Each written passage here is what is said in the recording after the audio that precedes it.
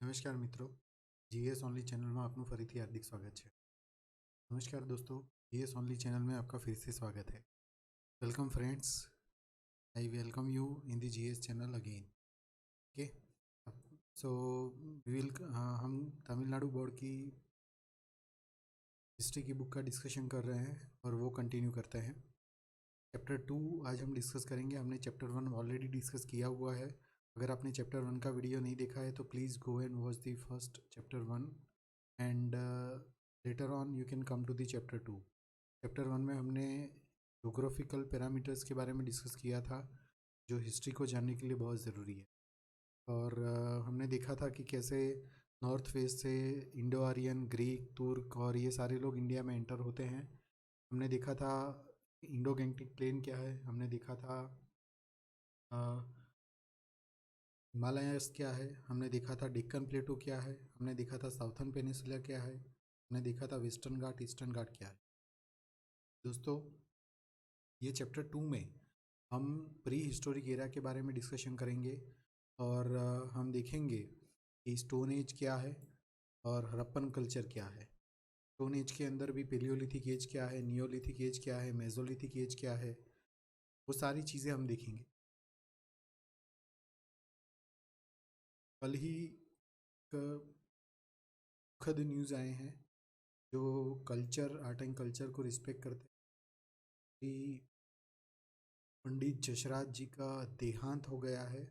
वो हमारे Indian classical vocalist थे। अगर आपको थोड़ा सा भी क्लासिकल में इंटरेस्ट है तो आपने ज़रूर से इनको सुना होगा। ये 80 साल से हमें उनकी गायकी का फ़ायदा करवा रहे थे, हमें एंटरटेन कर रहे थे अपनी गायकी से। और वो मेवाती घराने से बिलोंग करते।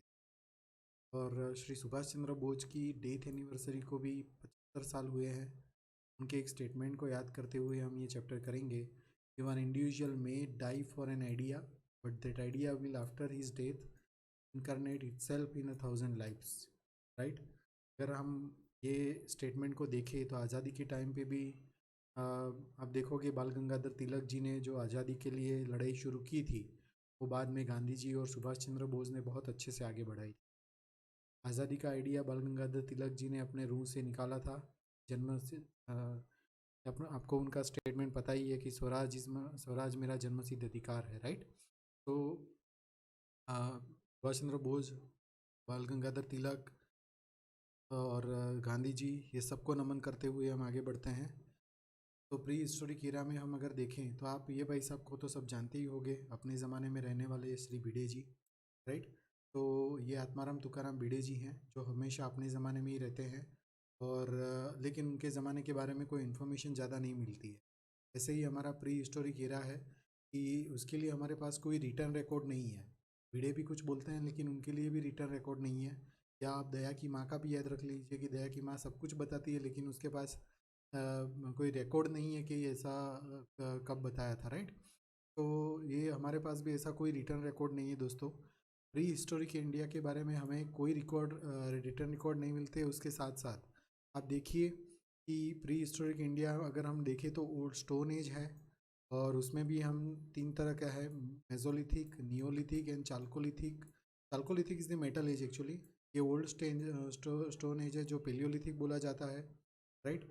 और फर्स्ट ह्यूमन की शुरुआत यहाँ से हुई है। ह्यूमन पहले हंटर एंड गेदरर था, मतलब प्राणियों का वध करता था और खाना खाना उसी से इकट्ठा करता था। राइट।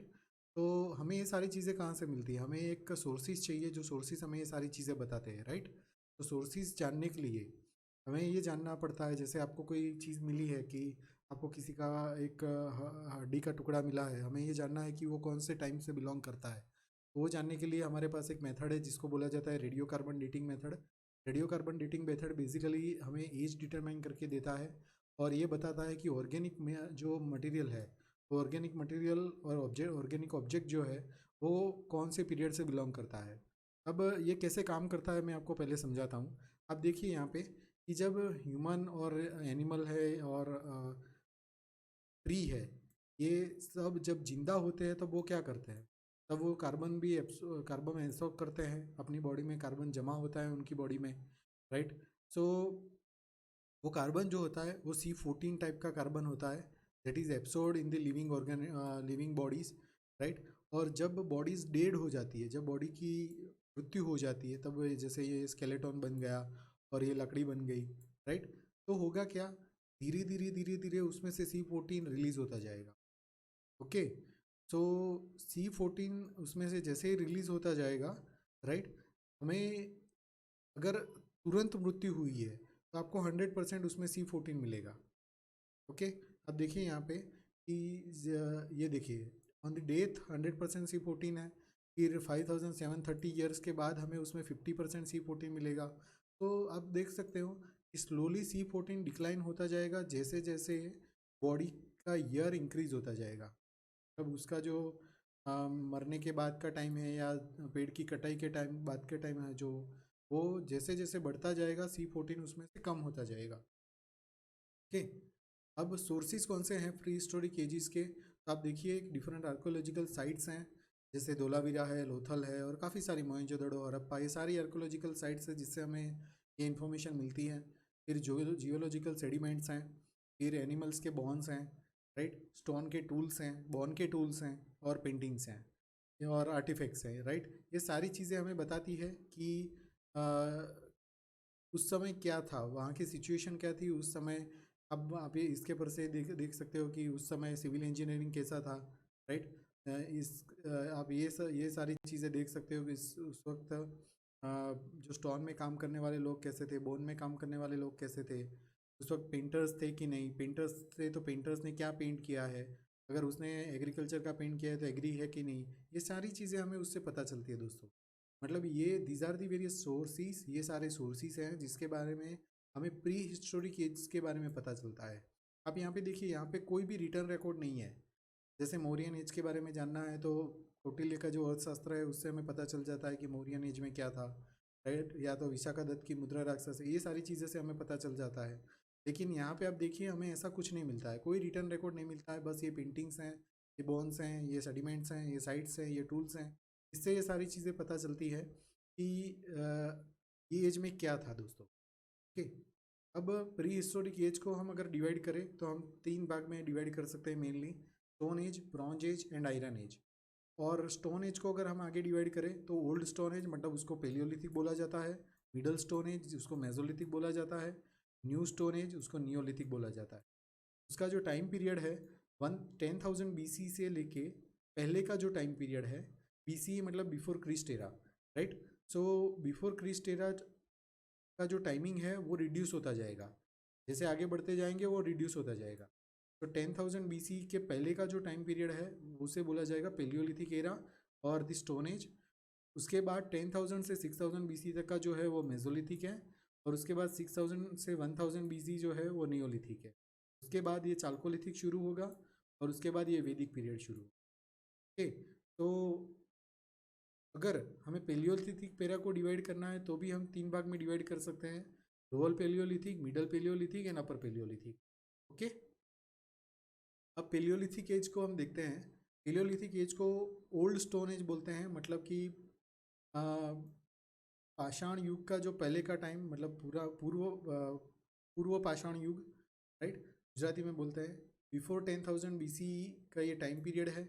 और आप देखिए उसमें टाइनी स्टोन टूल्स बनाना शुरू हुआ था, लेकिन कब, अपर पेलियोलिथिक में। अपर पेलियोलिथिक मतलब मेजोलिथिक शुरू होने के थोड़ा बहुत पहले। ओके, तो अपर पेलियोलिथिक में मतलब लोअर पेलियोलिथिक में और मिडल पेलियोलिथिक में तो ये टाइनी टूल्स नहीं बने थे, लेकिन अपर पेलियोलिथिक में ये टाइनी टूल्स बनना शुरू हो गया था दोस्तों। और फिर हमें बॉन टूल्स मिले हैं, बॉन टूल्स एंड फोनल रिमेन्स, ये हमें कहाँ से मिले हैं, कुन्नुल केव से। अब बॉन टूल्स मतलब कि हड्डी, जो हड्डी होती है उससे बनाए हुए टूल्स। और फोनल रिमेन्स क्या होता है, फोनल रिमेन्स मतलब आपको याद रखने के लिए मैं बता देता हूँ कि 2 चीज़ें हैं, एक तो फ्लोरा है, राइट, तो जो फ्लोरा है उसे बोलते हैं प्लांट्स। अब याद कैसे रखोगे, तो फ्लो का मतलब फ्लावर से याद रखिए कि प्लांट्स। ओके, और फोना, FAUNA, जो फोना है, राइट, वो फोना क्या है, एनिमल्स का है, तो उसको आप याद रख लीजिए कि फो से आपको एनिमल्स के बारे में याद रह जाएगा, एनिमल, और ओके, और ये फ्लावर। सो हमें कुरनूल जो आंध्र प्रदेश में है उसकी जो केव्स हैं, सबसे पहले तो यही क्वेश्चन बनता है कि कुरनूल केव्स कहाँ पे है। वो आंध्र प्रदेश में है और उसके अंदर से हमें ये पता चलता है बॉन टूल्स कौन से हैं, ओनल्स रिमेन क्या है, राइट, ये सारी चीज़ें वहाँ से मिलती है। अब आप देखिए कि उस समय के इंसान कैसे थे ओल्ड स्टोन एज के। ये जो है होमो इरेक्टस हैं, हम अभी वो होमो सेपियंस हैं, राइट। तो होमो इरेक्टस टाइप के लोग उस समय थे। दूसरी ये फोटो पर से आपको ये चीज़ पता चलेगी कि एक साथ मिलके लोग एक बड़े एनिमल का शिकार करते हैं, not the small animal. Okay, एक बड़े एनिमल का ये लोग शिकार करते हैं हंटिंग एंड गैदरिंग के थ्रू। उनकी रहने के लिए आप देखिए कि जो पत्ते हैं उसके हट्स हैं, मिट्टी यूज़ नहीं हुई है, ब्रिक यूज़ नहीं हुआ है, कुछ नहीं यूज़ हुआ है, सिर्फ और सिर्फ पत्ते हैं वो यूज़ हुए हैं। ओके, उसके बाद आप देखिए कि ये क्वार्ट्ज़ाइट है। क्वार्ट्ज़ाइट एक तरह का अच्छा पत्थर है, जो पत्थर को पॉलिश तो नहीं है बट उसको अच्छे से देखिए आप, उसको धार निकाली हुई है, तो उसको ये हंटिंग के लिए ये लोग यूज़ करते थे। ओके, तो ये सारी टूल्स हैं जो हंटिंग के लिए यूज़ होती थी। ये उनके रहने का तरीका था। फिर ये उनके हंटिंग का तरीका था, उनको हंटर्स एंड गिदरर्स भी बोला जाता था, राइट। और ये इस तरह का उनका फेस था। नेक्स्ट, ये जो पेंटिंग्स हैं ये सारी पेंटिंग्स भीमबेटका की पेंटिंग्स हैं। अब भीमबेटका की जो केव्स की पेंटिंग्स हैं वो नियोलिथिक एज और मेसोलिथिक एज के साथ रिलेटेड है, बस ये याद रखिएगा। और अगर ये दोनों ऑप्शन में है तो नियोलिथिक एज को आपको ध्यान रखना है। ओके, अब आप देखिए कि भीमबेटका की जो केव्स हैं उसमें जो पेंटिंग्स मिली हैं उसके पर से हम कुछ डिराइव करते हैं। आप देखिए कि ये हॉर्स की पिक्चर है, राइट। अब ये टाइगर है, फिर ये कोई टूल्स का पिक्चर लग रहा है, राइट। ये हिरन है, फिर ये एलिफेंट है, फिर ये केटल है और ये बंदा केटल को ले जा रहा है, मतलब डोमेस्टिकेशन का कुछ सिंबल है। ये ऑक्स है, राइट। और ये सारी चीज़ें हमें उसके पर से पता चलती है, मतलब paintings are the main source. Bhimbetka की जो केव्स की पेंटिंग्स हैं वो मेन सोर्स हैं हमें इसके बारे में जानने के लिए। ये देखिए, ये एक और पेंटिंग है जिसमें हमें और चीज़ें पता चलती है कि ये कोई बंदा है जो घोड़े पे बैठा है या और कोई एनिमल है जिस पे बैठा हुआ है, राइट। सो ये सारी चीज़ें हमें पता चलती है। अब पेलियोलिथिक साइट इंडिया में कौन कौन सी हैं, तो आप देखिए कि सबसे पहली जो साइट मिली थी वो अथिरम पक्कम थी। उसके बाद तमिलनाडु में और दो साइट है, गुडियम एंड पल्लावरम। उसके बाद कर्नाटक में हुंसी वैली। उसके बाद कुरनूल जो आंध्र प्रदेश में है जहाँ से हमें बॉन टूल्स मिले हैं, और भीमबेटका और आदमगढ़ हिल्स जहाँ से पेंटिंग्स मिली हैं, शिवालिक हिल्स, फिर पोटवार प्लेटू जो पाकिस्तान में है अभी, सोन वैली, पटने जहाँ से हमें मिलता है ऑस्ट्रिक का एक्सेल। ओके, अब ये पिक्चर आप देखिए और उनकी लाइफस्टाइल को एक बार समझने का प्रयत्न कीजिए कि वो कैसे रहते हैं। आप देखिए, या तो पत्थर की केव जो है ऑलरेडी बनी हुई उसमें रहते हैं ये लोग, राइट। और मैंने आपको जैसे बताया कि पत्ते की केव में रहते हैं। ओके, सो ये उनकी लाइफस्टाइल थी दोस्तों। अब मेसोलिथिक जो पीरियड है उसको मिडल स्टोन एज बोला जाता है। उसका जो टाइम पीरियड है वो 10,000 BC से लेके 6,000 BC तक का टाइम पीरियड है। और एक बात समझ लीजिए कि जो मेसोलिथिक एरा के जो सोर्सेस हैं वो हमें पूरे इंडिया से मिलते हैं दोस्तों। इसलिए इकोजोन वो और सारे इकोजोन से भी, अगर इकोजोन्स को क्या बोला जाता है, जैसे रिवर है, फिर माउंटेन्स हैं या डेजर्ट है, राइट, वेस्टर्न घाट, ईस्टर्न घाट, काफ़ी सारी जगह से हमें मेसोलिथिक एरा के बारे में इंफॉर्मेशन मिलती है। ओके, आंध्र प्रदेश में जो कुन्नूल केव्स का मैंने आपको बताया उनमें जो बॉन टूल्स मिलते हैं वो मेसोलिथिक एरा के साथ भी थोड़े से जुड़े हुए हैं। और अब देखिए कि huntings and gatherings was the main occupation of the people. और जो टाइनी टूल्स हैं, मतलब माइक्रोलिथ्स भी उसमें मिलते हैं, स्मॉल स्मॉल आर्टिफैक्ट्स वहाँ से मिलते हैं। तो इसलिए उसको गुजराती में हम क्या बोलते हैं, कलाकृति, राइट। ओके, तो बिग एनिमल हंटिंग से ये लोग स्मॉल एनिमल हंटिंग पे आ गए थे। मैंने आपको पहले बताया कि एक पिक्चर में एक साथ मिलके काफ़ी लोग बड़ी एनिमल की हंटिंग कर रहे थे। तो बाद में क्या हुआ, स्मॉल स्मॉल एनिमल का हंटिंग शुरू हो गया और बाउज एंड एरोज यूज़ होना शुरू हो गया था। End of Mesolithic period, agriculture, horticulture, domestication of the animal started. मतलब जब मेसोलिथिक एरा का एंड आया था, राइट, अराउंड 6,000 BC, राइट, तब agriculture, horticulture and domestication of the animal start हो गया था दोस्तों। उसके बाद उनकी मोबिलिटी बहुत हाई थी। हाईली मोबाइल का मतलब क्या था कि वो एक जगह पे आए, वहाँ पे उनको थोड़ा सा एनिमल्स मिला और कुछ दिन वहाँ पे रुके, फिर से वो जगह से और कोई जगह चले गए। मतलब कि उनका एक जगह पे रहना तय नहीं था, वो स्टेबल नहीं थे, विलेज सिस्टम नहीं थी, राइट, सोसाइटी नहीं बनी थी। ये चीज़ याद रखना है। मेसोलिथिक एरा में हमारे पास कोई सोसाइटी नहीं थी दोस्तों।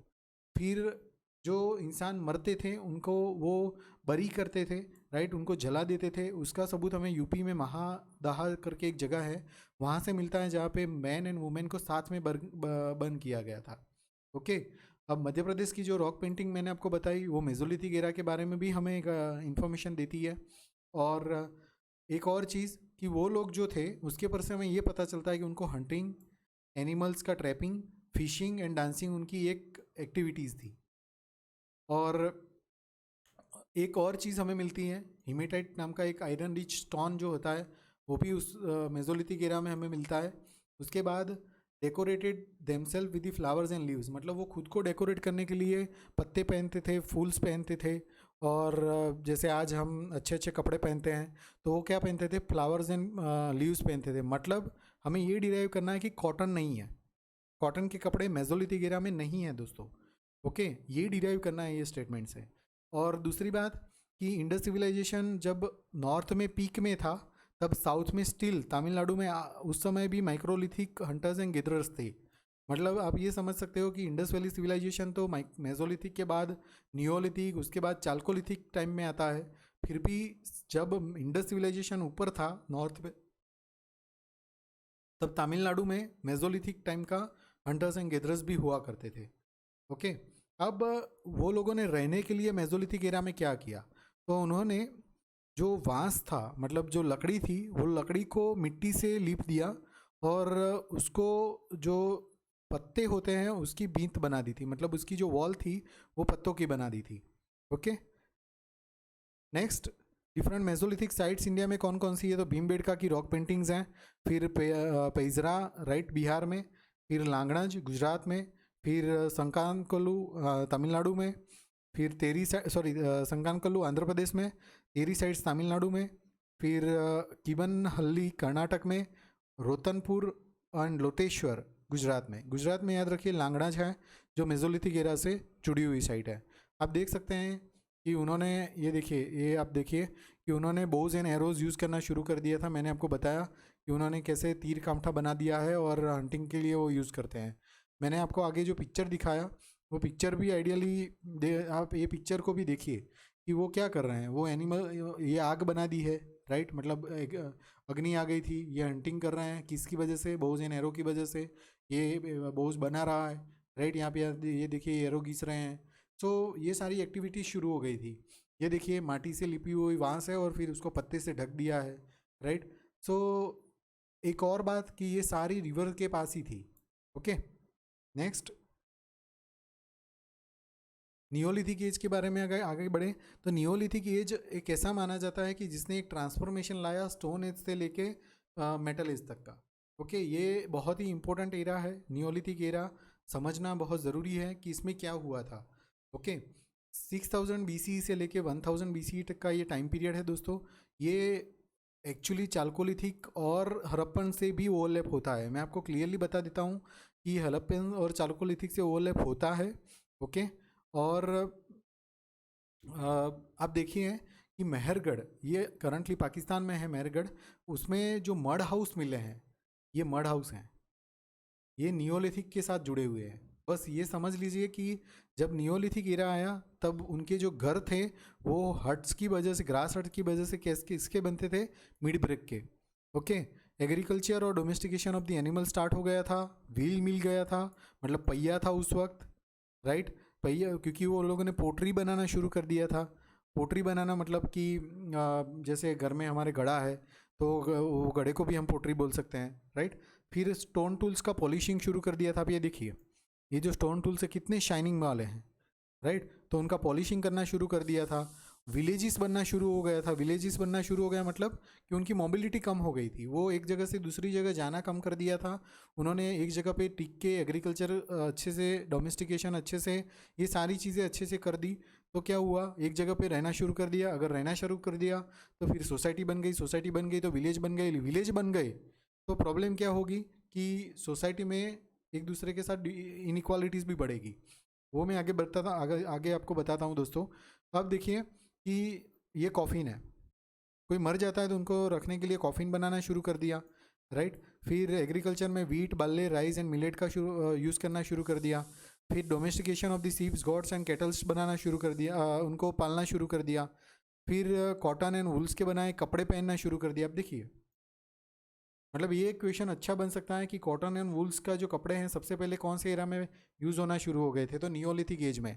ओके, अब आप देखिए कि ये डिफरेंट लोकेशंस हैं जो नियोलिथिक एज में इंडिया में पाए गए हैं। कश्मीर वैली है, फिर बिहार में चिरंड है, फिर यूपी में बेलन वैली है, Maski, Brahmagiri, Hallur and the Kodekal in the Karnataka है, फिर तमिलनाडु में पय्यमपल्ली है, आंध्र प्रदेश में उटनूर है, एंड दी मेहरगढ़ इन दी पाकिस्तान। ये पाकिस्तान में है लेकिन बहुत इंपॉर्टेंट साइट है, फेवरेट क्वेश्चन है। मेहरगढ़ कौन किस में पाया जाता है? Neolithic age. मेहरगढ़ जो किससे रिलेटेड है? तो नियोलिथिक एज के साथ। अब देखिए ये सारे एनिमल्स का डोमेस्टिकेशन शुरू हो गया था। ओके, ये सारी साइट्स हैं जो हमें नियोलिथिक कल्चर के बारे में बताती है। मैंने ऑलरेडी बता दिया है, आप एक बार फिर से ये मैप को रिफ़र कर लेना। और अब देखिए ये जो लाइफस्टाइल है, केटल्स को पालना शुरू कर दिया है और एग्रीकल्चर शुरुआत हो गई है, राइट। डिफरेंट आप कपड़े देखो, ये जो कपड़े हैं वो कॉटन के कपड़े हैं, राइट। ये देखिए पहले ऐसे कपड़े नहीं मिलते थे, ये कॉटन के कपड़े पहनना शुरू कर दिया था। ये बकरी को पाला हुआ है। सो ये सारी चीज़ें हमें पता चलती है, राइट। ये देखिए इसमें भी आप देखिए दोस्तों, आप देख सकते हो एग्रीकल्चर शुरू हो गया है, ये खाना पकाना शुरू कर दिया है। ये देखिए ये फार्मिंग के लिए जा रहे बंदे हैं, राइट। सो लाइफस्टाइल चेंज हो गई, अब लोगों ने एक साथ रहने का शुरू कर दिया, विलेज सिस्टम स्टार्ट हो गई, एक गांव छोटा सा बस गया, राइट। और बाद में उन्होंने एक जगह से दूसरी जगह जाना बंद कर दिया था। Next chalcolithic era. Chalcolithic era मतलब हम स्टोन पत्थर से लेके मेटल में आ गए दोस्तों। चाल्कोलिथिक का मैं सी को कॉपर समझ लीजिए और आपको उससे याद रह जाएगा कि chalcolithic era is the metal age. Okay, so अब देखिए उसकी जो शुरुआत हो गई थी वो 5000 BC से ही शुरुआत हो गई थी और 8000 BC, मतलब ये कम्प्लीटली ओवरलैप करता है हमारे नियोलिथिक एज को, राइट। सो अब देखिए overlap with the simultaneous ages. और इसमें क्या शुरुआत हो गया था, इसमें अगर मेटल आ गया है दोस्तों, तो मेटल आ गया होगा तो बट ऑब्वियस है स्मेल्टिंग शुरू हो गई होगी, उसको पिघलाना शुरू हो गया होगा, राइट। और क्राफ्टिंग शुरू हो गई होगी उसकी। So these are the things. लेकिन एक चीज़ समझ लीजिए कि स्टोन टूल्स उसमें से गए नहीं थे। उस वक्त स्टोन टूल्स भी यूज़ होते थे, मतलब कि ये दोनों चीज़ें साथ में यूज़ होती थी। और जो चाल्कोलिथिक एज है वो हड़प्पन कल्चर उस चाल्कोलिथिक एज का पार्ट है। उसका मतलब क्या हुआ कि चाल्कोलिथिक जो भी कल्चर है वो रिवर वैली पे ही एस्टाब्लिश हुए थे। ये याद रखना है कि most of the chalcolithic time period की जो भी चीज़ें हमें मिलती हैं वो सारी कहाँ से मिलती हैं? हमें रिवर वैली में से। ओके, अब देखिए कि साउथ इंडिया में गोदावरी, कृष्णा, तुंगभद्रा, पेन्नार, कावेरी, ये सारी रिवर्स जो हैं वो सारी रिवर्स के किनारे पे फार्मिंग कम्युनिटीज़ जो थी, मतलब जो एग्रीकल्चर के साथ जुड़ी हुई थी, जो फार्मर्स लोग थे, राइट, वो सारे फार्मर्स लोग वहाँ पे सेटल हो गए थे। और उन्होंने जब उस वक्त नॉर्थ इंडिया में मेटल चल रहा था, साउथ में सिर्फ फार्मिंग के साथ ही वो लोग उस वक्त जुड़े हुए थे।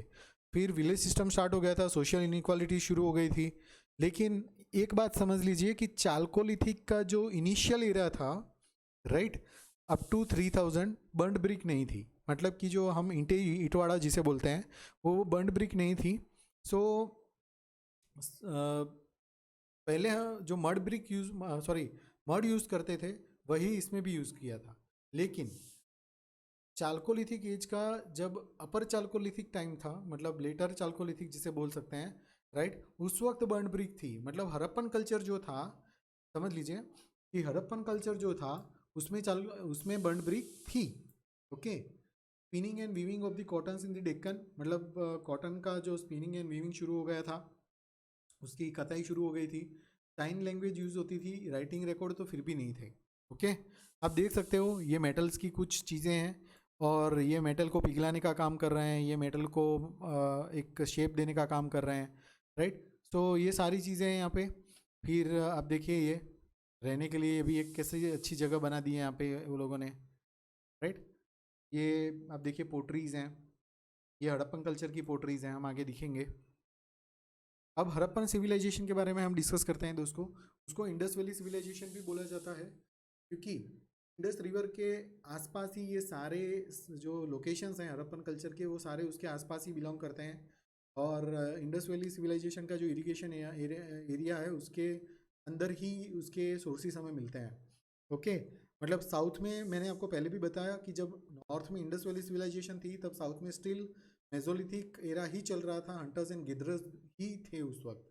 ओके, और आप देखिए उसके टाइम पीरियड्स, अगर हमें हड़प्पन सिविलाइजेशन को डिवाइड करना है तो हम उसको 3 पार्ट में डिवाइड कर सकते हैं: pre Harappan, early Harappan, mature Harappan और ये late Harappan. Okay, pre Harappan sorry 4 part में डिवाइड कर सकते हैं। प्री हड़प्पन जो है वो 5500 BC से लेके 3300 BC तक का टाइम है। अर्ली हड़प्पन अगर देखें तो 3500 BC से लेके 350 BC तक का टाइम है। मैच्योर हड़प्पन देखें तो 2350 BC से लेके 1750 BC तक का टाइम है। और लेट हड़प्पन 1750 BC से लेके 1300 BC तक का टाइम है। हमें प्री हड़प्पन कल्चर का सोर्सेस हमें कहाँ से मिलते हैं, तो जो बलूचिस्तान है, राइट, बलूचिस्तान कहाँ बिलोंग करता है, तो जो देखिए यहाँ पे मैं मैप में आपको दिखाता हूँ। ये जो मेहरगढ़ है, मेहरगढ़ से भी इस तरफ नॉर्थ वेस्ट में बलूचिस्तान बिलोंग करता है, राइट। तो प्री हड़प्पन का टाइम हमें वहाँ से मिलता है। फिर अर्ली हड़प्पन अगर आप देखें तो अर्ली हड़प्पन के बारे में हमें मेहरगढ़ में से मिलती ये चीज़ें। फिर मैच्योर हड़प्पन के बारे में हमें कालीबंगन है और दूसरे धोलावीरा है, दूसरी साइड से वहाँ से मिलता है। और लेट हड़प्पन के बारे में हमें लोथल से मिलती हैं चीज़ें, राइट। तो लेट हड़प्पन कल्चर जो है वो कम्प्लीटली वैदिक पीरियड के साथ ओवरलैप होता है। कम्प्लीटली वैदिक पीरियड के साथ ओवरलैप होता है, नॉट कम्प्लीटली लेकिन लेटर ऑन ओवरलैप होता है। और अब देखिए वैदिक कल्चर जो है 600 BC तक आया है और उसमें आयरन एज आ गया है, यहाँ से आयरन एज शुरू हो जाता है। अब ये डिफरेंट साइट्स हैं, हम डिफरेंट साइट्स डिस्कस करते हैं हड़प्पन कल्चर की। आप देखिए कि सबसे पहली साइट्स कौन सी मिली थी हड़प्पन कल्चर में, तो हमें सबसे पहले मिला था हड़प्पा सेल्फ, पंजाब, वो करंटली अभी पंजाब के पाकिस्तान में है। और उसमें से हमें काफ़ी सारी ग्रेनरीज मिली थी। ग्रेनरीज का मतलब क्या होता है कि जहाँ पे हम अनाज रखते हैं, थोड़े गुजराती में कहिए अनाज नो कोठार। ओके, तो ग्रेनरीज बहुत सारी मिली थी। और कॉफ़ीन मतलब कॉफ़ीन मिला था। फिर टाउन मिला था, जो सबसे पहला टाउन मिला था वो हड़प्पा ही था। फिर गॉडेस का स्टैचू मिला है और फिशरमैन और ग्लास मतलब कि मिरर मिरर मिला था, दर्पण अब गुजराती में कहिए। और फिशरमैन की पेंटिंग मिली थी। ठीक है, फिर मोहेंजोदड़ो वो भी अभी पाकिस्तान में है और उसमें आप देखिए ग्रेट बाथ मिला था। और ग्रेट बाथ में वो सबसे बड़ा ग्रेट बाथ था। ग्रेट बाथનો ગુજરાતીમાં આપણે મતલબ કરીએ ને, તમને શબ્દ એક સરસ શબ્દમાં કહું, સ્વિમિંગ पूल, बराबर है। तो that was a great bath. And आप देख सकते हैं उनकी लाइफस्टाइल कैसी होगी, उस वक्त भी स्विमिंग पूल था दोस्तों। Great granaries, right. अब एक क्वेश्चन यहाँ पे बनता है कि मैंने ग्रेनरीज आपको यहाँ पे भी बताई, हड़प्पा में भी बताई और मोहनजोदड़ो में भी बताई। तो एक क्वेश्चन ये है कि सबसे ज़्यादा ग्रेनरीज कहाँ से मिलती है, तो वो हड़प्पा में से मिलती है। और सबसे बड़ी ग्रेनरी कहाँ से मिलती है, तो मोहनजोदड़ो में से मिलती है। बस ये याद रखना दोस्तों, ये इंपॉर्टेंट चीज़ है कि सबसे बड़ी ग्रेनरी कहाँ से मिलती है, तो मोहनजोदड़ो से मिलती है। और सबसे ज़्यादा ग्रेनरीज कहाँ से मिलती है, हड़प्पा से। फिर मोहनजोदड़ो में से हमें और क्या मिलता है, एक डांसिंग गर्ल की स्टैचू मिलती है जो ब्रॉन्ज से बनी हुई है। फिर एक दाढ़ी वाला बंदा मिलता है जो जिसकी स्टैचू स्टीएटाइट से बनी हुई है। फिर टेराकोटा के टॉयज़ मिलते हैं। पशुपति का सील मिलता है जो भी वो भी टेराकोटा का ही है। फिर 3 सिलेंडर सील्स मिलता है जो मेसोपोटामियम के टाइप का था। और ये एक्चुअली मेसोपोटामियन टाइप का सील ये प्रूव करता है कि हमारे उस वक्त मेसोपोटामियम के साथ भी हमारा इंपोर्ट एक्सपोर्ट होता था। ओके, और हमें वूवन क्लोथ भी मिलते हैं, मतलब अच्छे अच्छे वाले कपड़े भी मिलते हैं दोस्तों। नेक्स्ट, ये सारी चीज़ें आप एक बार देख लेना, मैं इंपॉर्टेंट साइट्स डिस्कस कर रहा हूँ। बेट द्वारका में से हमें क्या मिला है, तो कॉपर का फिश हुक मिला है। फिर धोलावीरा में से हमें क्या मिला है, धोलावीरा बहुत इंपॉर्टेंट साइट है। वाटर हार्वेस्टिंग सिस्टम अगर कोई एक जगह से मिली है तो वो धोलावीरा में से मिली है।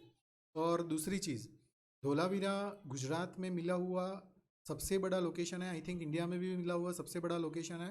आई डोंट थिंक इट्स, हाँ वो है ही। धोलावीरा इंडिया में सबसे बड़ा साइट है, बड़ा लोकेशन है। और अब देखिए धोलावीरा में से हमें और क्या मिला था, तो बुलोक की पेड़ मिली थी और वाटर रिजर्व्स मिले थे, काफ़ी सारे वाटर रिजर्व्स मिले थे। Okay, next Lothal. Lothal Harappan culture का एकमात्र डॉकयार्ड था, पोर्ट था और बंदरगाह हमें बोल सकते हैं गुजराती में, कि एक ही था जिससे हमें बंदरगाह के सिंबल्स मिलते हैं, राइट। वहाँ से हमें सील्स भी मिलते हैं और पेंटेड जार्स भी मिलते हैं जिसमें बर्ड एंड फॉक्स का पिक्चर है। फिर कल्टीवेशन ऑफ द राइस का, एक सबसे पहले कल्टीवेशन ऑफ द राइस का अगर कोई प्रूफ मिलता है तो वो लोथल में से मिलता है। लोथल में से एक चेस टाइप गेम भी मिलती है, मैं उसका पिक्चर आपको आगे दिखाता हूँ। फिर गोल्डन पीसीज में मिलते हैं। और दैमाबाद जो है महाराष्ट्र का, वो साउथर्न मोस्ट हड़प्पन साइट है इंडिया की, राइट। नेक्स्ट रंगपुर है जो गुजरात में सबसे पहले मिली हुई साइट है, राइट। नेक्स्ट सुरकोटड़ा है जो गुजरात में है, उसमें से ये एकमात्र ऐसी हड़प्पन कल्चर की साइट है जिसमें से हमें हॉर्सिस के बोन्स मिले हैं। अब हड़प्पन कल्चर्स में एक्चुअली ऐसा माना जाता है कि हमें हॉर्सिस के बारे में और कुछ नहीं मिलता है दोस्तों। ऐसा ही माना जाता है कि हड़प्पन कल्चर में हॉर्सिस नहीं थे, राइट। लेकिन स्टिल सुरकोटड़ा एक ऐसी जगह है जहाँ से हमें हॉर्स के बोन्स मिलते हैं। ओके, नेक्स्ट बानावली जो हरियाणा में आया हुआ जगह है जहाँ से हमें बाले और टेराकोटा फिगर्स ऑफ द प्लप मिलता है, मतलब टेराकोटा से बना हुआ हल्का हल मिलता है, राइट, उसकी फिगर मिलती है। फिर राखी गढ़ी बहुत इंपॉर्टेंट जगह है हरियाणा की, जहाँ से हमें टॉयज़ मिलते हैं और टेराकोटा की व्हील्स मिलते हैं, फिगरीज मिलती है, पोटरीज मिलती हैं। ओके, अब मांडा जो जम्मू में है वो नॉर्दर्न मोस्ट साइट है हमारी इंडिया में हड़प्पन कल्चर की। तो मंडा जो जम्मू में है नॉर्दर्न मोस्ट साइड है और तैमाबाद जो महाराष्ट्र में है वो साउथर्न मोस्ट साइड है। फिर कालीबंगन आप देखिए, कालीबंगन राजस्थान में आया है, उसे कृषि क्रांति का मुख्य मथक भी बोला जाता था कि वो एग्रीकल्चर से उस जहाँ से उससे वहाँ से जो सोर्सेज मिले हैं दोस्तों वो सारे एग्रीकल्चर से रिलेटेड ही है। ओके, इसीलिए इस कालीबंगन को हड़प्पन कल्चर का, एग्रीकल्चर का हब माना जाता है, राइट। ओके, तो उसमें से हमें क्या क्या मिलता है आप देखिए कि एडेलू खेतर, right. Next wooden furrow, bones of the camel, no drainage system नहीं थी वहाँ पे। फायर अल्टर्स मतलब આપણે ગુજરાતીમાં કહીએ યજ્ઞવેદીઝ એક વસ્તુ પ્રૂવ કરે છે કે એમનું રિલિજન બી સારું હશે, ઉનકે રિલિજિયસ जो આપણે કહીએ ને ગુજરાતીમાં કે धार्मिक प्रवृत्तियों जो थी, राइट, जो धार्मिक चीज़ें वो करते थे वो भी उस वक्त चलती थी। भूत प्रेत में वो भरोसा करते थे, इसलिए यज्ञवेदी भी है। और टेराकोटा के सील्स, राइट। हड़प्पन कल्चर के लोग भूत प्रेत में भी बिलोंग करते थे, उसमें बिलीव करते थे। ये वाटर हार्वेस्टिंग सिस्टम है धोलावीरा की, आप देखिए। फिर ये देखिए आप, ये डॉकयार्ड, ये रिवर से यहाँ से आके ये डॉकयार्ड के अंदर आ जाता था। ये लोथल का डॉकयार्ड है, oldest dockyard of the history. और ये टेराकोटा का कालीबंगन से मिला हुआ शील्ड है। फिर आप देखिए ये ग्रेट बाथ है मोहनजोदड़ो का। और आप ये देखिए दोस्तों कि इसमें उत्तर और दक्षिण दोनों दिशाएं से चढ़ने का उतरने की सीढ़ियाँ हैं और यहाँ पे बाथरूम्स हैं जिससे वो कपड़े चेंज कर पाए। और आसपास दूसरी भी और सारे चीज़ें हैं, देख सकते हो। फिर ये स्टीयराइट का जो स्टैचू मैंने आपको बताया मोहनजोदड़ो से मिला है। फिर ये देखिए कॉटन के बारे में सबसे पहले कहाँ से पता चलता है, तो मोहनजोदड़ो में से। कॉटन हमें सबसे पहले मोहनजोदड़ो में से चीज़ मिलती है। नेक्स्ट अब देखिए कि ये जो है सिटाडेल है जो हड़प्पा में से मिलता है। सिटाडेल का मीनिंग क्या होता है, सिटाडेल का मीनिंग होता है ऊंची जगह। ओके, सिटाडेल का मीनिंग क्या होता है, ऊंची जगह, जहाँ पे मैंने आपको बताया कि सोशल इनइक्वालिटीज़ थी। सोशल इनइक्वालिटीज़ में क्या हुआ था कि जो पैसे वाले लोग बन गए थे, जो अच्छा ट्रेड कर रहे थे, वो ऊपर रहने चले गए और जो लोअर टाउन थी उसमें जो गरीब प्रजा रहती थी वो नीचे नीचे रहती थी। ओके, तो ये सिटाडेल है हड़प्पा में से मिला हुआ। अब ये दोनों बंदे को याद करना बहुत ज़रूरी है दोस्तों, Henry Voysey and Robert Foote. Henry Voysey and Robert Foote ये हमारे प्री हिस्टोरिक एज में और जियोलॉजिकल सर्वे ऑफ इंडिया के इस्टेब्लिशमेंट में, ये सारी चीज़ों में उनका बहुत बड़ा योगदान था। आज हमें जो जो साइट्स मिलती हैं, उनकी जो खनन की शुरुआत है ये दोनों बंदों ने ही शुरू की थी। सो हेनरी वॉइस को father of the Indian geology बोला जाता है और रॉबर्ट फूट को father of the Indian pre history बोला जाता है। बस इतना याद रख लीजिए उनके बारे में, और तो जानना ज़रूरी नहीं है, लेकिन ये दोनों चीज़ें कि किसको किसका फादर बोला जाता है। नेक्स्ट हड़प्पन सिविलाइजेशन के बारे में आगे बढ़ते हैं दोस्तों। उसके पहले मैं आपको जियोलॉजिकल सर्वे ऑफ इंडिया के बारे में एक बात बताना चाहता हूँ। वो इस्टाब्लिश कब हुई थी, बस वो समझ लीजिए, वो 1851 में इस्टाब्लिश। ठीक है, ये साल याद रखना। जीएसआई की इस्टाब्लिशमेंट कब हुई थी, जो हमारे देश में ये सारे खनन का काम करती हैं, उसकी शुरुआत हुई थी 1851 में। अब मैंने आपको बताया कि हड़प्पन सिविलाइजेशन को हम 3 पार्ट में डिवाइड कर सकते हैं, pre Harappan, early Harappan, mature Harappan और लेट हड़प्पन। मैं अगेन रिपीट कर रहा हूँ, मिस्टेक। ये 4 पार्ट में डिवाइड हुआ है, pre Harappan stage, early Harappan stage, mature Harappan stage और late Harappan stage. Pre Harappan stage जैसे मैंने आपको बताया कि उसके बारे में हमें सोर्सेज कहाँ से मिलते हैं, तो आप देखिए बलूचिस्तान मैंने आपको बताया, जो मेहरगढ़ से भी नॉर्थ वेस्ट साइड में है, मैंने ऑलरेडी आपको ये पहले बताया है। अर्ली हड़प्पन के बारे में हमें कहाँ से चीज़ें मिलती हैं, तो अमरी कोटडी जी, उनके वहाँ से हमें ये सारी चीज़ें मिलती है। मैच्योर हड़प्पन स्टेज के बारे में हमें इन्फॉर्मेशन कहाँ से मिलती है, कालीबंगन से और दूसरे जो लोकेशंस हैं। क्योंकि मैच्योर हड़प्पन एज जब चल रहा था तब बड़ी बड़ी सिटीज़ बनना शुरू हो गया था, जैसे धोलावीरा है, लोथल है, फिर मोहनजोदड़ो है और हड़प्पा इटसेल्फ हैं, राइट। ये सारे जो सिटीज़ हैं उस वक्त बनना शुरू हो गया था। और लेट हड़प्पन स्टेज जो था उसमें इंडस कल्चर का डिक्लाइन शुरू हो गया था। और ये डिक्लाइन के बारे में हमें कुछ चीज़ें कहाँ से मिलती है, लोथल से हमें उसके बारे में चीज़ें मिलती हैं, उसके सोर्स वहीं से फाउंड होते हैं। Lothal with its port was founded much later, मतलब कि उसका जो पोर्ट है उसके साथ लोथल के बारे में हमें इंफॉर्मेशन बहुत लेटर ऑन पता चली, और वो बताती है लेट हड़प्पन स्टेज के बारे में। ओके, और एक बात आप समझ लीजिए कि लोथल से हमें ये जो मुद्राएं मिली हैं, ये जो सारी मुद्राएं वो लोथल से मिली है। ये मुद्राएं ये प्रूव करती है कि हमारे मेसोपोटामिया के साथ भी अच्छे ट्रेड थे और इंपोर्ट और एक्सपोर्ट चलता था। ये देखिए मैंने आपको बताया कि लोथल में से हमें एक गेम मिलती है चेस की, ये ऐसी गेम थी।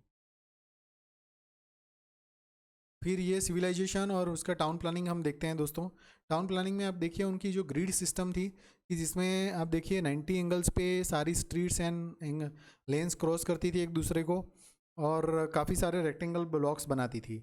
आप देखिए ये धोलावीरा का टाउन प्लानिंग है, जिसमें वाटर रिजर्वर्स हैं, फिर लोअर पार्ट है, ये सिटाडेल है, राइट, ये सारी चीज़ें हैं।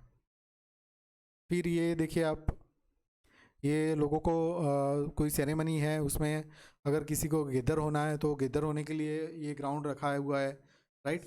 अब आप एक मूवी का नाम इसमें कमेंट बॉक्स में लिखना अगर आपको पता चलता है। हमने अभी एक साउथ की बहुत बड़ी मूवी देखी थी जिसमें उसके 2 पार्ट आए थे। चलो मैं आपको एक और हिंट दे देता हूँ, जिसमें ऐसा बताते हैं कि सिटाडेल भी है और लोअर सेरेमोनियल ग्राउंड भी है और लोअर पार्ट में लोग रहते हैं। ओके, नेक्स्ट अब देखिए मोहनजोदड़ो।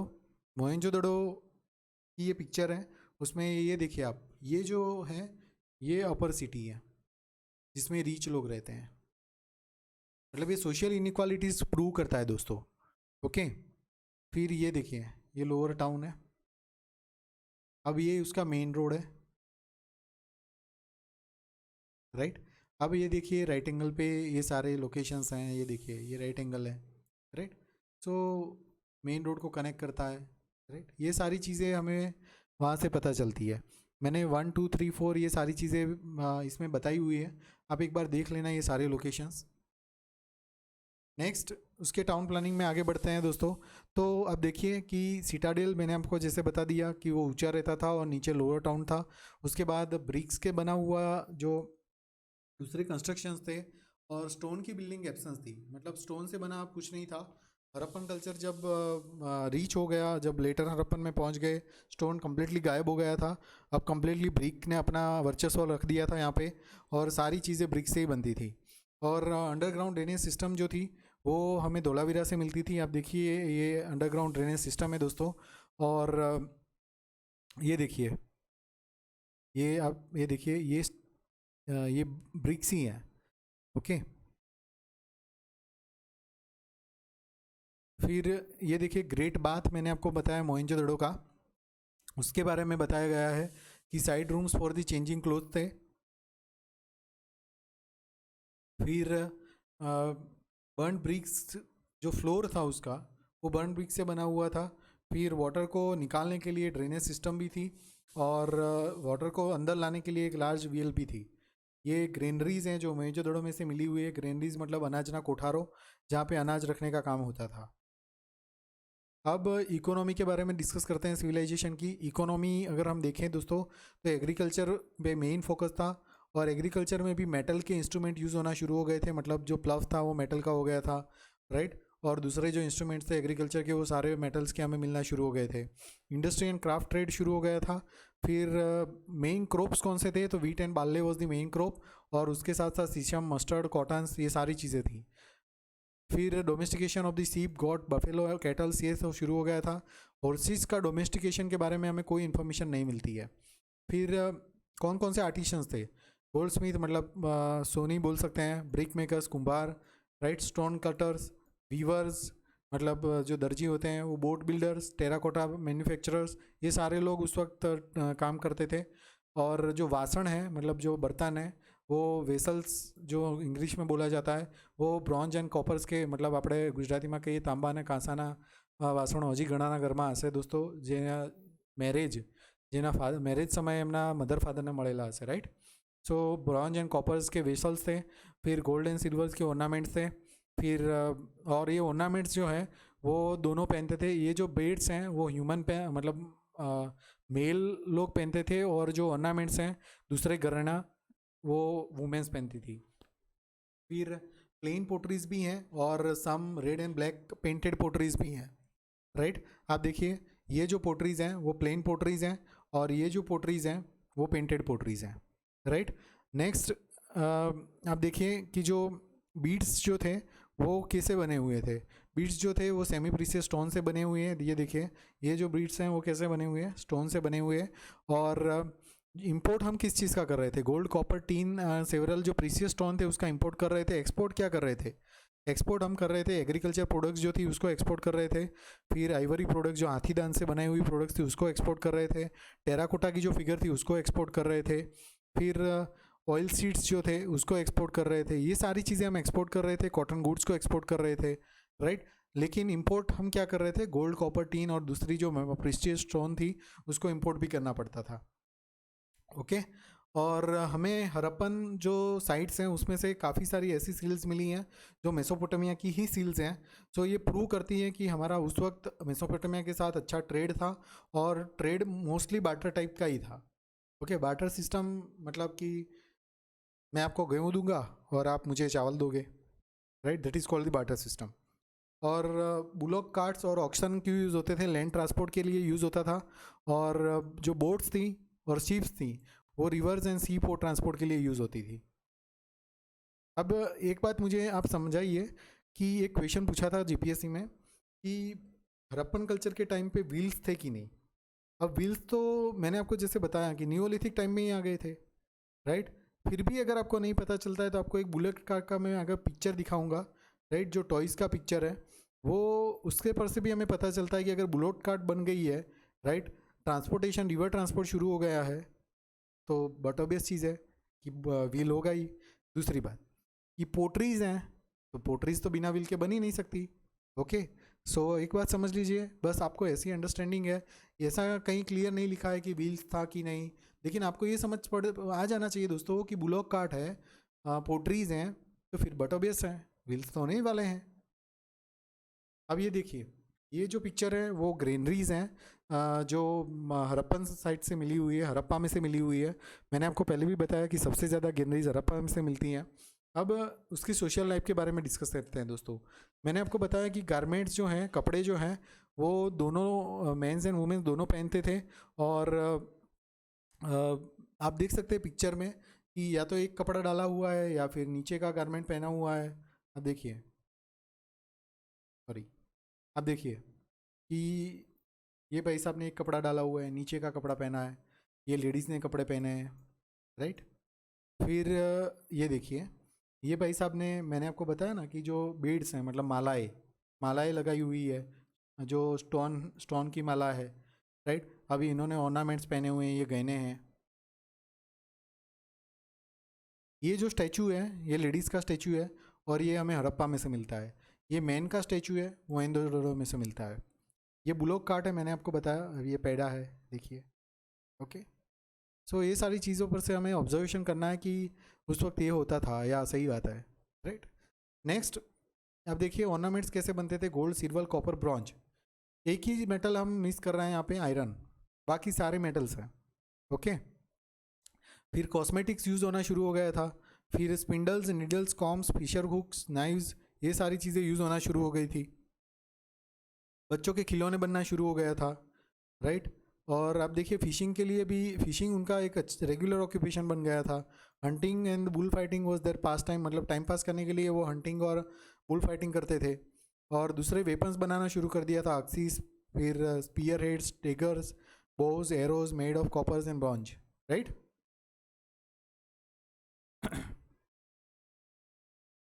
अब देखिए, ये इंडस वैली सिविलाइजेशन के आर्ट के बारे में अगर देखिए तो मैंने आपको बताया कि डांसिंग गर्ल का जो स्टैचू मिलता है ब्रॉन्ज का, वो मोहनजोदड़ो में से मिलता है। फिर ये स्टोन के स्टैचूज जो मिलते हैं वो हड़प्पा में से मिलते हैं। ये एक्चुअली जो पहले वाला है, ये वाला, ये मेन का मिलता है और ये लेडीज़ का लग रहा है। फिर ये पेंटेड पोट्रीज़ हैं हड़प्पा की। ओके, ये देखिए ये पोट्री जिसमें फिश ड्रॉ की हुई है। फिर एक दो पोट्रीज है जिसमें से पीकॉक ड्रॉ किया हुआ मिलता है, राइट। सो ये सारी चीज़ें हमें उस वक्त की मिलती हैं। अब हड़प्पन स्क्रिप्ट, हड़प्पन स्क्रिप्ट ऐसा माना जाता है दोस्तों कि वो राइट टू लेफ्ट लिखी गई है दोस्तों, और उसके बारे में हम अभी उसको डिकोड तो नहीं कर पाए हैं, उसका डिसाइफरेशन नहीं कर पाए हैं। ये देखिए, एक हमें हड़प्पा में से मिलता है जिसमें 400 लिपि का पिक्चर है, और एक हमें मिलता है साइन बोर्ड जो धोलावीरा में से मिलता है, राइट। लेकिन आज तक उसकी पढ़ाई नहीं कर पाए हैं हम लोग, उसको डिसाइफर नहीं कर पाए हैं। If you can do the contribution in that. Okay, next, religious के बारे में हम देखते हैं दोस्तों कि वो रिलीजन में कैसे थे, उनकी धार्मिक विधियाँ कौन सी थी, वो किस में बिलीव करते थे, उनके गॉड कौन से थे। उसके बारे में हमें कुछ सील्स हैं, टेराकोटा के फिगर्स हैं, उससे मिलता है। अब ये देखिए, ये जो टेराकोटा की मदर गॉडेस की फिगर है, राइट, उसके पर से हमें पता चलता है कि वो मातृ। अब ये देखिए, ये जो है ना, ये फेस, ये पत्ता है। ओके, अब ऐसा माना जाता है कि ये धरती माँ, આપણે ધરતી માં કહીએ ને, ધરતી માતાની મૂર્તિ છે, એવું કહેવાય છે। ओके, मदर गॉडेस का ये स्टैचू है और उसको फीमेल डेटी मानते थे। और ये जो है पाशुपतानाथ भगवान का स्टैचू है, जो स्टीएटाइट का बना हुआ मोहनजोदड़ो में से मिला स्टैचू है। अब देखिए उसमें उसको 2 सींग है, 3 फेस हैं, आसपास 4 एनिमल है, टाइगर है, फिर एलिफेंट है, फिर बफेलो है, फिर राइनो है, और नीचे 2 एनिमल है, डियर्स एंड, मतलब 2 डियर्स हैं, राइट। ये सारी चीज़ें, ये देखिए फिश है इसके ऊपर। ओके, सो ये सारी चीज़ें हमें मिलती हैं इसमें से। और लोग शायद पाशुपति भगवान को पहले पूजते होंगे, उसके बाद मदर गॉडेस को पूजना शुरू किया होगा, और उसके बाद लिंगा वर्शिप और ट्री और एनिमल का भी वर्शिप, मतलब वो नेचर को भी पूजते होंगे, राइट। और मैंने आपको बताया कि वो गोस्ट एंड एविल्स में भी भरोसा करते थे। क्यों, इससे ये कैसे पता चला, क्योंकि यज्ञ वेदीज मिली हैं हमें कई कई जगह से। So yes, we can derive कि वो गोस्ट एंड एविल में भी भरोसा करते होंगे दोस्तों। अब जो इंसान डेथ के बाद वो लोग क्या करते थे, तो डेथ के बाद वो लोगों को जलाते भी थे और उनको दफनाते भी थे, ये दोनों चीज़ थी उस वक्त।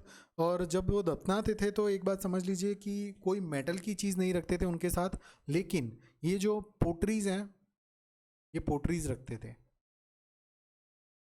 ओके, ये देखिए, प्रैक्टिस ऑफ पोर्ट बरियल, मतलब जो पोर्ट्स हैं ये उसके साथ रखते थे, कोई इंसान मर जाता था तब जब।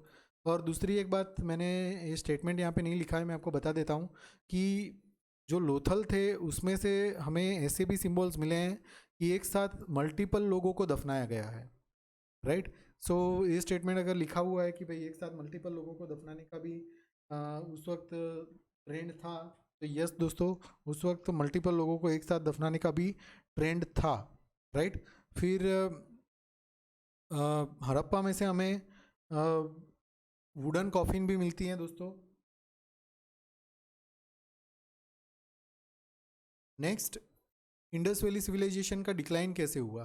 तो इंडस वैली सिविलाइजेशन का डिक्लाइन होने की वजह काफ़ी सारी हैं, लेकिन कोई एक फिक्स नहीं है। अब मैं आपको बताता हूँ कि 1800 BC अराउंड उसका डिक्लाइन शुरू हो गया था, और हमें तब इंडो यूरोपियन, जिसको हम आर्यन लोग बोलते हैं, वो भी इंडिया में आना शुरू हो गया था। तो ऐसा भी माना जाता है कि उनका जो इन्विजन था, जो इंडिया में आना शुरू हो गया था, उसकी वजह से उनका इंडस वैली सिविलाइजेशन का डिक्लाइन हो गया। फिर क्लाइमेट चेंज को एक रीज़न बोला जाता है, फिर रिवर पैटर्न को एक चेंजेस एक रीज़न बोला जाता है, या ऐसा माना जाता है कि अर्थक्वेक आ गया और रिवर सिस्टम चेंज हो गई, तो पूरी की पूरी सिविलाइजेशन चली गई।